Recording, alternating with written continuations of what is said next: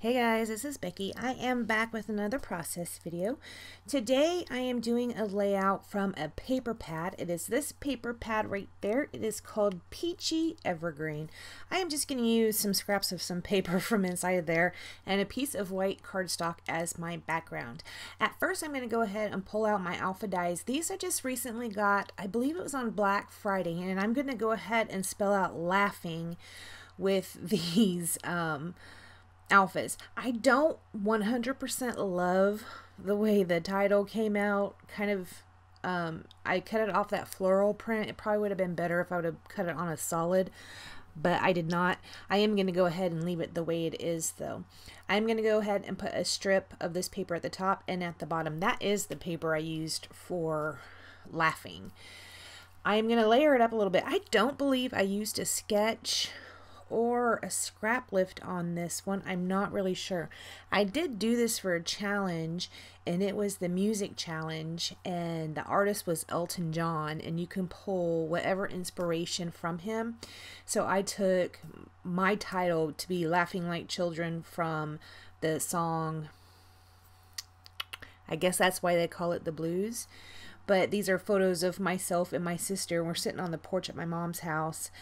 And they're very, very similar photos. They're not all exactly the same, but they are very, very similar.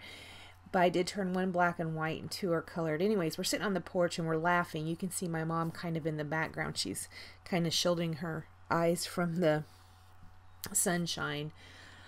Anyways, that's what I called it, Laughing Like Children. I have not written my journaling yet, but I will. You can see right there I did put a card on there to serve as a journaling spot, so the spot is already predetermined. I know where I'm going to put it. I know what I want to write about.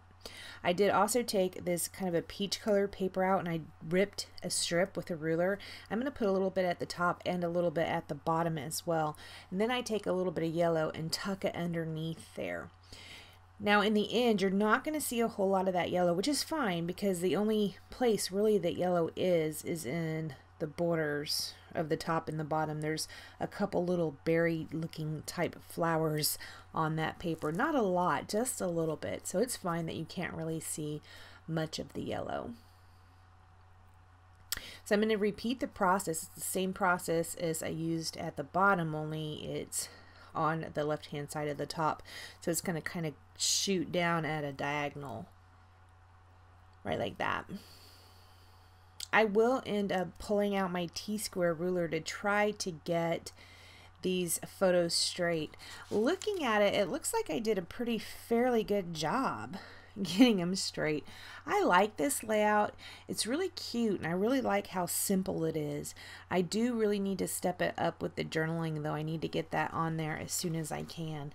I'm thinking that maybe I'll take the last day of the month or maybe the first day of the month and just sit down and do journaling on all the papers or on the pages that I haven't done journaling on and put them away. That's what I used to do. I used to do my journaling much quicker than I do now, but I used to put my layouts away at the end of every single month, and I have not been doing that. I got away from it and now I have a stack, and like when I look at it, I get heart palpitations.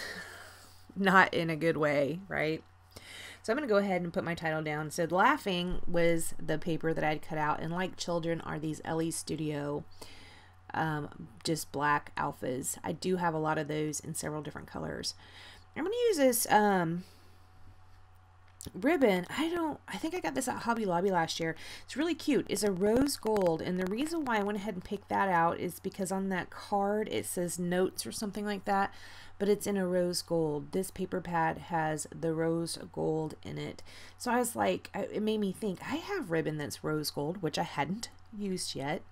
And so I went to look for it and found it, and that's how that came about, landing on this page. I figured if in the paper pad they put rose gold in it, it must look good with the colors, right? Because some designer put that together. I'm not a designer.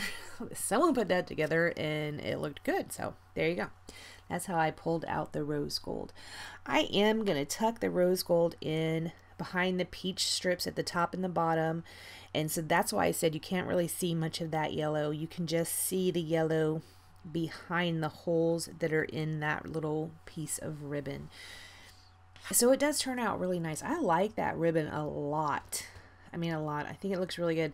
In photos, I couldn't get really any good photos of it, but I don't know. I think it looks really good in person. So here are some Prima flowers. I hardly ever use these. That little dot on the top of that flower, my word, it was stuck on there. It took me forever to rip them off. I ripped it off of 3 of them. At first, I thought I was going to try to use the yellow and put that in the center because I didn't want that big, huge, bulky bead, right? So I went and put that in the center. I'm going to pull out my Crop-A-Dile and punch just like a little tiny rose gold piece from that ribbon so I could put the little rose gold piece in the center of the yellow. In the end, I don't think I do it on camera, but I am gonna pull up the rose gold piece and also the yellow piece and just put kind of a peach colored enamel dot in the center of all 3 of those. So the way those flowers look right now, here's where I'm getting ready to put the rose gold in the center of it. The way they look right now is not how they're gonna look at the end, and thank goodness, because even now when I'm looking back at those flowers, I'm not in love with the way they look with that yellow on there. And once I put the rose gold on there, they just look silly. So I'm really glad that I decided to pull that up. Someone had asked a comment about this art glitter glue. By the time this video goes up, it'll be a couple months ago, but I was saying that I did this layout and I had to pull this flower apart and that glue sticks. It did take me quite a bit of time to get that yellow paper up off the flower because it was just stuck so good. I might have damaged the flower, 1 or 2 of the flowers in some spots, but that's okay. It still looks to me way better even with a damaged flower and enamel dot on it than it does right here. I mean, that just looks ridiculous. So I am pulling that up. I am going to use 3 of them and they are going to go right exactly where they are. You can see I fussy cut that bird down there at the bottom and it is going to go there. That is from a piece of pattern paper that was in this same paper pad. Up here at the top, I'm putting down a piece of wood veneer. It says enjoying these moments. I really like the wood with this color scheme. I think it looks really nice. I wanted to get 3 pieces of wood, but in the end the ones I had were just too big. Maybe if I had a smaller heart or something I could have made it fit over on the left hand side, but I just, with what I had on my desk at that time, I couldn't make it work. But I do put a wooden heart down at the bottom right there. I'm not going to use that one. I'm going to use that one. I'm going to use the solid one, the one that's just the outline. I don't use that. I tried to make it work up on the side, and like I said, it was too big. It dwarfed that flower too much, and I personally really enjoyed the flowers a lot more than I enjoyed the heartwood veneers, so I didn't want it to overwhelm my flowers. Here I found some enamel dots and they are in peach, and I'm going to scatter those around the page. And when I found these and started scattering them around the page, that's where I came up with the idea to use them as a center of the flowers. Now you can see right here I just put it over the yellow.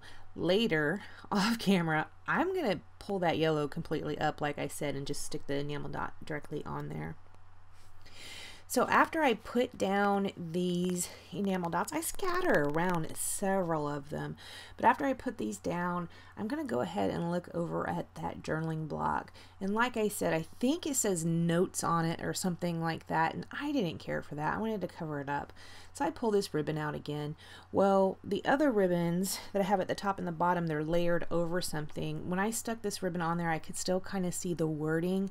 So I went ahead and put a piece of this paper down so that it would completely cover up the wording that was on there. I didn't want it to show through those little circle holes that are in that ribbon. So I'm going to lay that down, and then I'm going to go ahead and put the copper ribbon on top of it.